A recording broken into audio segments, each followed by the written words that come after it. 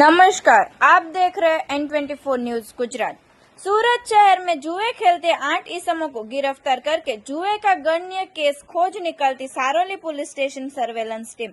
Police commissioner Shri Anupam Singh Gahlot saheb तथा खास police commissioner Shri sector 1 ने शराब तथा जुए की प्रवृत्ति सदंतर नेस्तनाबूद करने के लिए सूचना दी गई थी, जिस सूचना के आधार पर नायब पुलिस कमिश्नर श्री जोन 1 ने प्रोही तथा जुए की स्पेशल ड्राइव का आयोजन करके इंचार्ज सहायनीय police commissioner Shri B division Surat शहर की सूचना द्वारा police inspector Shri SR Vekaria saheb के नेतृत्व में आज रोज सर्वेलेंस स्टाफ के PSI श्री SR राणा साहेब तथा उनके स्टाफ के साथ पुलिस स्टेशन विस्तार में प्रोही तथा जुए का केस खोज निकालने के लिए पेट्रोलिंग में थे। उस दौरान पुलिस कांस्टेबल प्रकाश भाई प्रेमजी भाई तथा राहुल सिंह, बलवंत सिंह तथा मनीष भाई नानू भाई को मिली संयुक्त बातमी के आधार पर